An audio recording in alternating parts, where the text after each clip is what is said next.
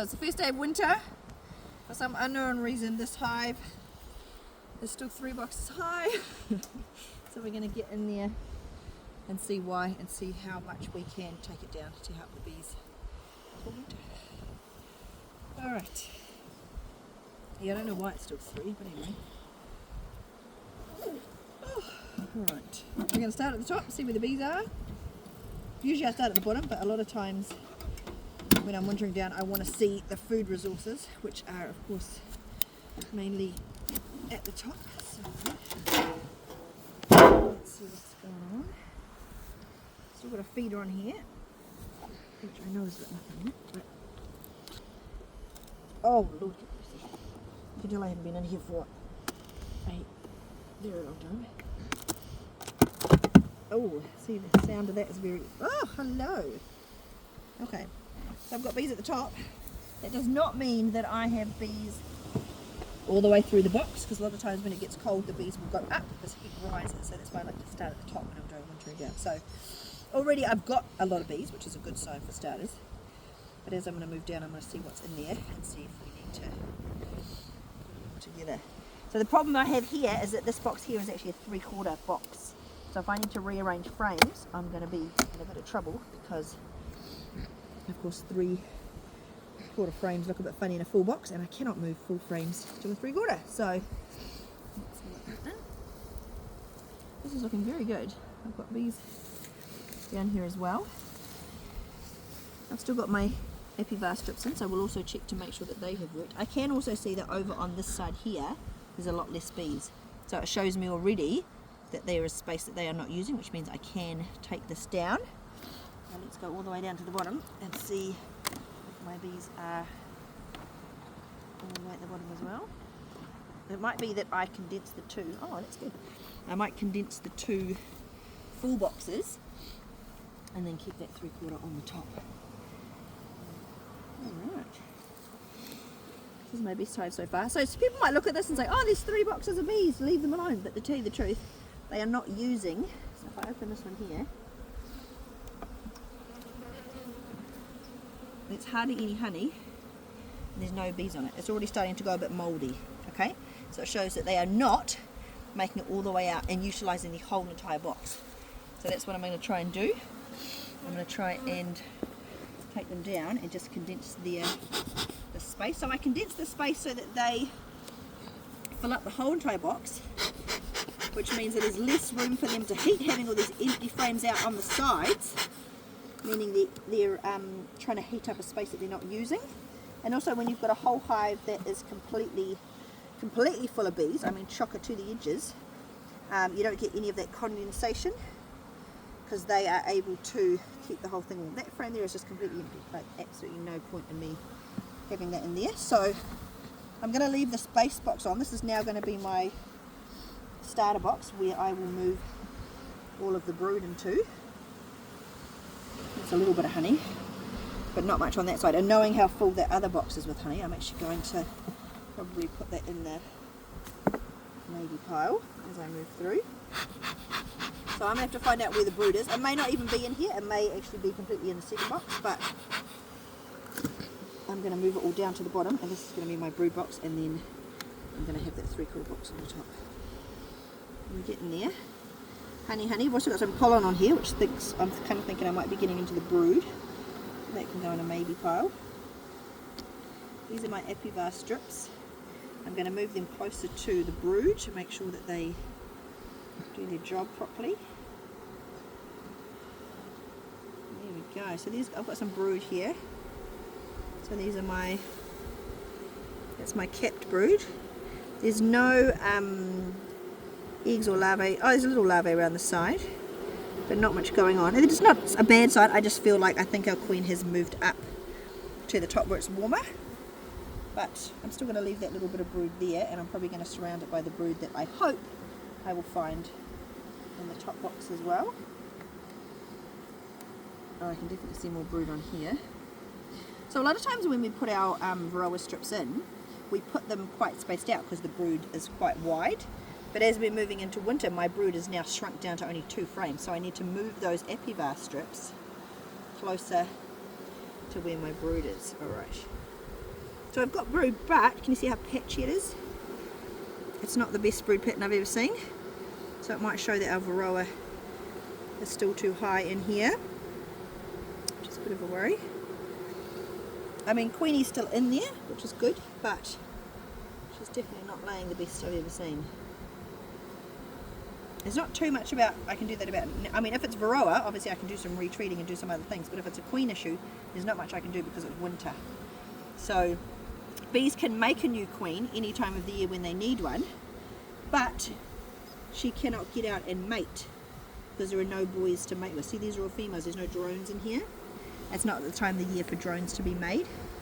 So that poor little queen, if she does hatch out, cannot actually go out and mate, which of course she needs to do to lay fertilised eggs, which turn into our little workers here. So if it is a queen problem, we're a bit sort of out of luck on that department, which is a bit sad. But so I won't do much about that, but I may, especially looking at further on, I might do a bit more on the varroa treatment side. That again is really, really light, next to nothing in there, plus really old comb too. See the dark colouring, and see how my what usually is little hexagons have become so small that they've practically turned into circles. So it gives me an indication that's a very old comb with old wax. So I'm going to put that in the discard pile. Like I say, I'm going to take all the frames from that second, what was the second box, and move them into here. That is some really, really good pollen. I'm contemplating leaving that in there. See all the lovely orange colours? Not too much honey on here, but I'm very okay putting all of those lovely, all that lovely pollen next to our brood there. So pollen is primarily used to feed the little baby bees that have just hatched. So putting it next to our capped brood is really helpful for the hive. Okay, so now I'm going to go into here. So I've got to be careful because Queenie might be in here, and I'm going to move these ones over and again make decisions on what needs to be moved over and what needs to be discarded. Blatantly, there's no point in me having a completely empty frame there, so that's straight away in the discard pile. And that's what I'm talking about. You might look at your hive and go, oh, there's so many bees, it's all great. But then you realise that there's a lot of room. See, again, that one looks really lovely, lots of honey. Turn it over, crap. And I know I've got better frames, so we're going to only take the absolute prime frames that we need. See, again, honey, but it's a little bit shambles and it's a bit, so I'm sure we'll find some better ones, but I will shake those little gillies.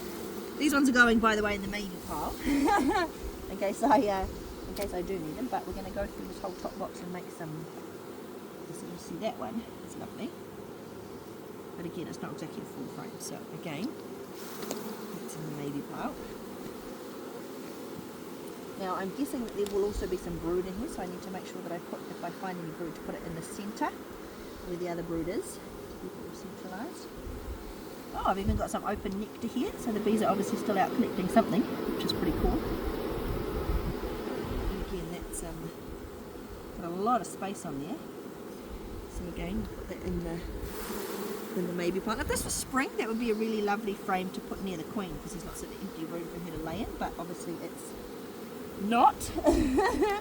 We are heading into the colder months, so she's more slowing down on the laying rather than amping up. So here we go. Okay.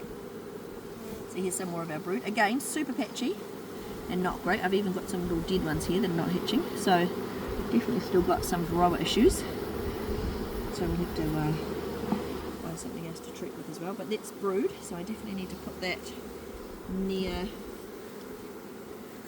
my other brood. So remember, this is my base box, which is going to stay there, which I haven't done anything. And I'll put that brood frame by the other ones. Oops, I need to move that. Oh, yeah, there we go. Oh, did that just, that just got another one. Alright, so I've seen this last one with brood as well. If not, I think I'm just going to have to layer it up with all the lovely honey on the outside. Oh, look, more brood. Oh, she's trying so hard. That's what makes it sad. So the queen's been laying, oh, there she is. So she's been laying. Oh, don't fall off, you silly girl. But a lot of her poor little daughters have not been hatching out due to varroa, which sucks. But she looks lovely, and she's been doing so much laying. feel a bit bad for her actually. But again, we will politely put her, remove that brood, that pollen frame that I put there. And I'll put her right by in the brood centre. Move out, move out, move out. Oh. There we go. Just double checking if there's brood on the other side as well. Oh, it's so patchy. Oh, that's so bad. Oh, that makes me sad. Alright. Alright, so we've got 1, 2, 3, 4, we've got 4, 5 frames of brood. That's pretty good. And so even though it's a bit patchy and shit, she's obviously trying very, very hard. If I can just get some more varroa treatment into here. See if this one's got brood as well. Yes, still brood. Far out. She is just going crazy now. I'm glad I've still got this other box of honey up here, because I might need to determine how much honey is in here, because this is a lot of brood to have at this time of year. So when you're thinking about how much food your hive needs, it's not only how many bees do I have in there right now, it's how many mouths are coming up to feed. And this has actually still got a huge amount of brood in here, which is quite surprising. Usually they slow down quite a bit, but she's still absolutely going crazy town. So I'm now going to make a decision on which box has the most amount of honey in it. I mean, that looks really good on bees, but is it good on... Oh, and the weight of it, it's okay, it's just not amazing. I've got another frame of honey in the other, another box over there, so I might take that as well and give this a full box of 3/4 honey.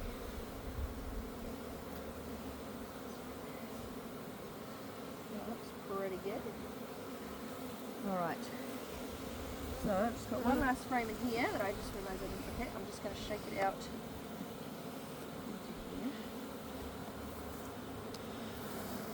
So all of our bees now are in that box. I know the queen is in there. I'm going to put this little 3/4, where's my smoker at? Just get those little girls down.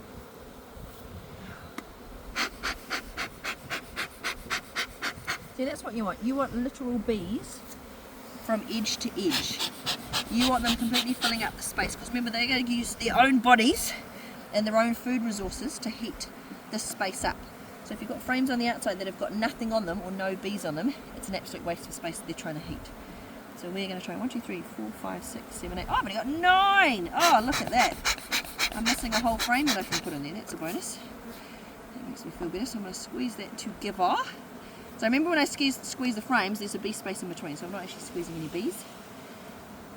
They do not get squished in between, but I'm just using my hive tool with a little lever to give myself some more room. And then I can chuck this whole entire frame of honey into there, so that makes me feel better. Alright, then we're going to put our 3/4 box on the top.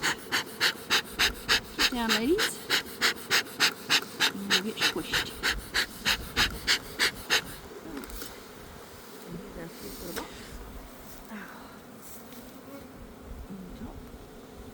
So the other box that's got still got a few frames of honey, I'm going to put that on the top, but not that they can get into. Okay, so I'm going to put the actual hive mat on the top here and just save that honey at the top. So when I come back in a month, I'm going to have another little peek inside here, and if I feel that they need some more honey, I've got it right there to be able to feed them. I'm just going to quickly take some of this off the top, whereas the lid's not going to fit on, and I want them to fit that lid on nice and tightly, so that they do not let any extra coldness in, you know what I mean? I want them to be able to seal their whole hive up. I'm actually just going to, you see there's a gap here, I've got another 3/4 frame over there, so I'll go and get that.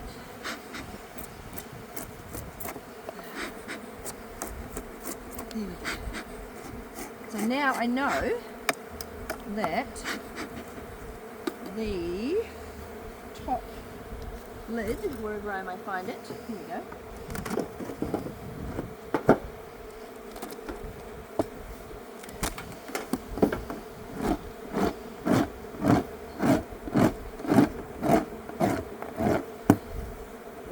that on really well so that there are no gaps along the edges, so that I know that no cold air gets in there.